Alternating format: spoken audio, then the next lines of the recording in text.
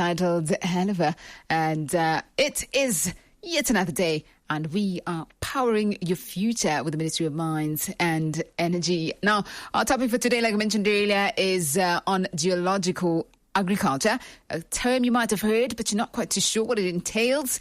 But I can tell you that it is a study and application cultivating seeds to maturity in geographical formations. Okay, that could be rocks without the use of soils and fertilizers, and this can be done indoors or even outdoors permanently. But that's just a little bit of what I know. I've got somebody in studio who will definitely give us that is the depth of this particular theme for today. And joining me in studio is Miss Inge Mbidi, who is she's a geoscientist at the Ministry of Mines and Energy. How are you doing this morning?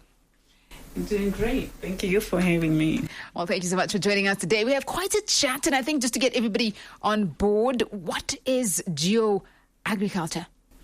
Okay, geoagriculture is just an aspect of geology studying rocks and minerals of value in agriculture, which can be used as fertilizers and soil neutralizers so that we can grow our crops and plants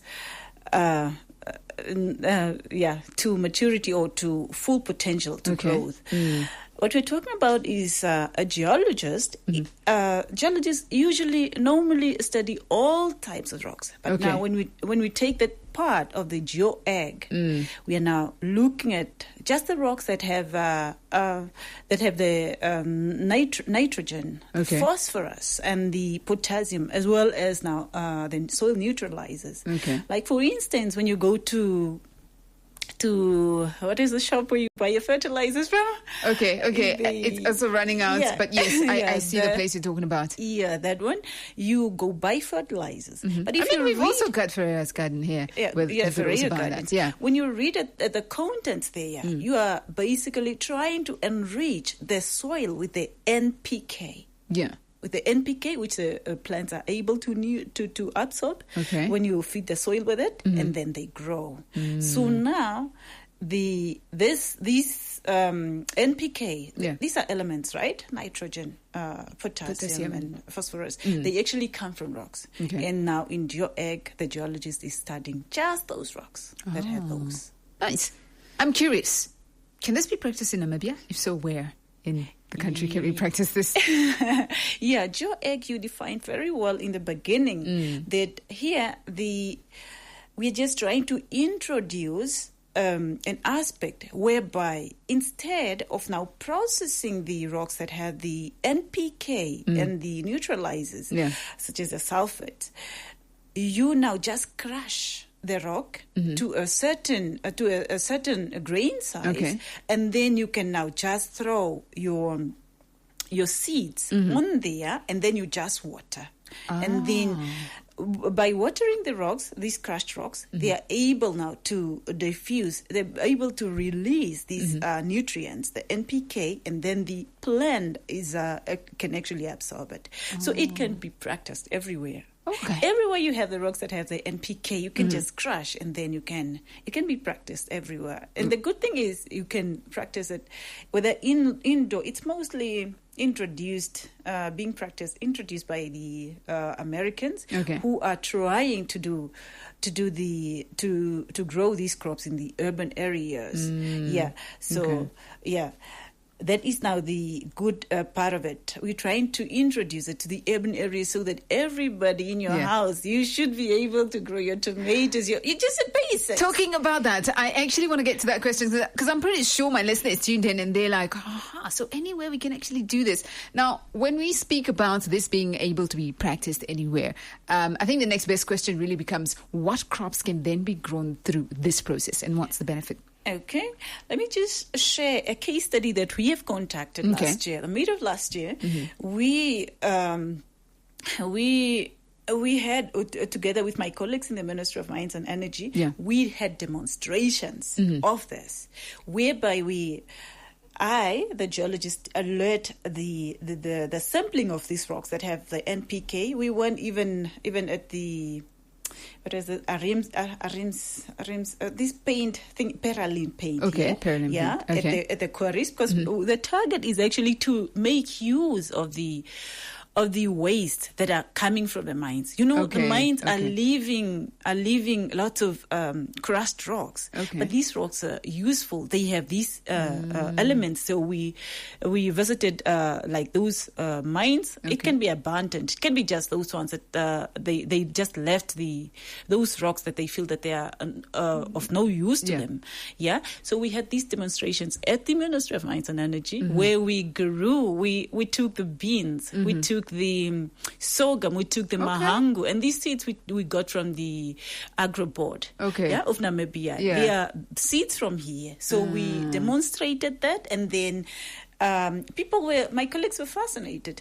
Everybody had a container where we put rocks for them, and then they had to choose a seed of their choice, and then they threw in there, and then they watch. What is fascinating is that you will see this.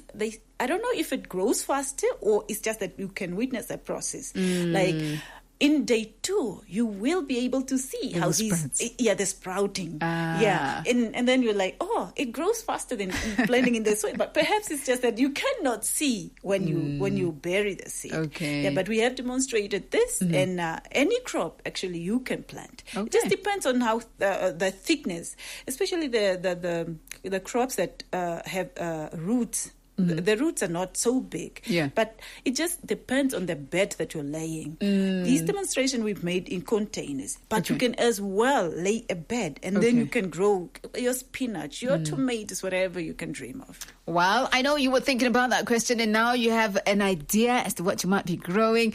This is Powering Our Future with the Ministry of Mines and Energy, and in studio with us is Miss Inge Mbidi, making sure that you know everything around geo-agriculture, and of course this fascinating process where you can actually witness, whatever you see this, even in a small space like a container. But of course the bigger picture would be that you're looking at your garden right now and you're thinking, she said this can actually be practiced anywhere in the country, anywhere in the world, so maybe I should explore it. Nonetheless, we are getting into a whole lot more in a bit. She's actually undertaking a project, and she'll be telling us a little bit more about that. And also, we'll be looking at how Namibia can scale up geological agriculture going forward. Keep it locked. Namibia's energy future is bright, driven by innovation and our commitment to sustainability. At the Ministry of Mines and Energy, we ensure affordable and reliable security of energy supply.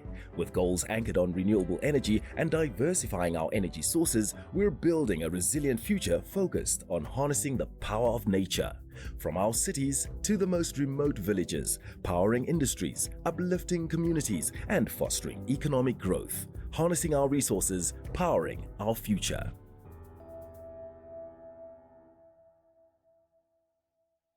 It's the Nell Jones with that jam, but the conversation's happening off air, but we want to bring it back on air because that's what this is all about. We are powering, that is our future with the Ministry of Mines and Energy. And in studio we have Miss Inge Mbidi, who is a geoscientist at the Ministry of Mines and Energy, highlighting today's topic on geological agriculture. Now, earlier we spoke about what geoagriculture is. If you missed out on that, it is basically really the study and application, cultivating seeds to maturity in geographical formations. These are then your rocks without the use of soils and fertilizers. And this can then be done, either indoors or even outdoors, and it's permanently. That's what you got to know, right?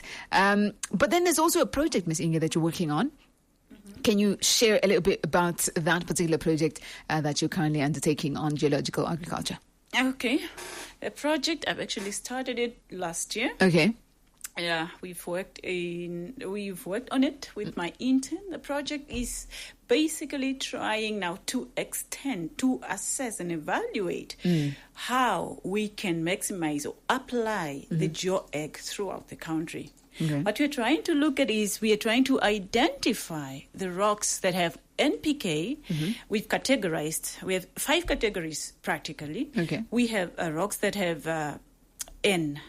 That is the nitrates. Okay. Then we have the P, that's a phosphate. Then we have the K, that's a potassium. And then we made a group for neutralizers. This is now where you will find like the calcites and the gypsums. Okay. Those ones that can basically just neutralize the pH, reduce the acidity, and make it conducive to grow your crops. Okay. And then we also now added, from our experience from the demonstrations, we added now a group of the old rocks Okay, it might sound like we are hallucinating, but we in this country we have actually rocks at about 2.6 billion. So we added those because they disintegrate easily. When you water it, it releases these the elements into water faster. So the project now we're trying now to find where are these rocks throughout the country, so that everybody should be able to just be able to locate this rock and crush it and apply it. Regardless, it does not just have to be in Windhoek. The demonstrations were done for Windhoek, but we want now to extend countrywide. Nice. Looks like this is another class I'm absolutely loving. If you've got green hands, I know you're also very tuned in with your volume nice and loud. But if you're also like me, my mom is very green hands like. I am using my ears. I'm borrowing my ears to actually her a little later today. But also, when we look at upscaling geological agriculture, how can we do this, for Namibia going forward? Yeah, going forward, after the project, we want to bring the GeoAg to the community, to you, to everybody, nationwide.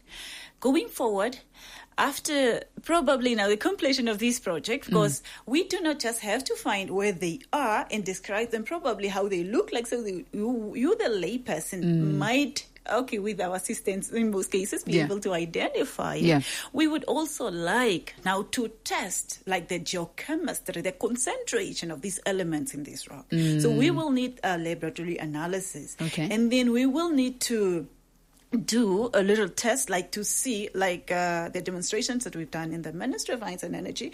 We actually grew and then we harvested the leaves to see if are these plants actually absorbing these nutrients in way excess that is harmful to human human health. So the health aspect as well. The health aspect have to be assessed actually. And the ones that we've done, actually the results came out and they were okay. They were within the thresholds that are that are consumable to the human. So going forward, we would just like to establish now these localities, the region, and we would like now to see everybody partaking. We would like to see more greens. I'm excited for this one.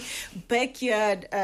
We are not going to take any excuses. Whether you're living in town, whether in the studio, I expect to find actually a plant. Because it's not. It's very. The soil is the one that makes the table dirty. But if you just have a rock, it's just releasing the water. Have everywhere. Grow your plants in your backyard. Grow even just your vegetables, just something so that you don't have to be going to the shop for everything. And also, we would like to now see these aspect, this idea being practiced. You should now actually decrease. You should be able to save on the fertilizers and spending of the fertilizers, because this is now natural, organic. You see, we want you to live a healthy life. Going forward, we would like you to grow your organic vegetables and everything, so 100%. That you remain healthy for us. A good contribution that is for, sustainability, especially when we speak about, just being a country that can also, in the long run, produce its own. And this is a really, really thrilling and exciting thing for me, especially, and I'm pretty sure for you too. Very fascinating to learn that. Don't worry about the soil and the fertilizer. We just need those NPK rocks, and we can actually be sure to, have our crops or our vegetables, or, starting with a seedling, and you're able to then reap what you sow, right? Miss Mbidi, we got to say goodbye to you. Any final words? Final words is just pretty much to say that a GeoAg is a real thing. You can actually grow crops or whatever you want to grow in rocks without any need of the soil. This is organic. These rocks are everywhere. You are stepping them every day, on them every day. Those of you who walk on who live in places with mountains. Especially here in Windhoek, we tested the most common rock, and the crops thrived in them. Nice. So going forward, please watch out for the NPK. We target, the Ministry of Mines and Energy actually targets to publish a booklet. Nice. The Looking forward to NPK that. booklet, and then you should actually come to us and ask us, or we will communicate when it's published, and then you will be able to approach this institution for you to practice. All right. Yeah, it's a very good aspect. Please practice, even if you just have to test without knowing. Just crush a rock and put it in a container for now, and then throw a seed of your choice and see if a crop grows or not. All right. Well, there you have it. We're powering our future with the Ministry of Mines and Energy. Very exciting concept, geo-agriculture, where, of course, you can forget about the use of soils and fertilizers and think about your seeds maturing in geographical formations. That's the rocks referred to as NPKs. How fascinating. Well, catch us next week, and we've got a lot more thrilling, exciting, and, of course, insightful topics that are coming through from the Ministry of Mines and Energy.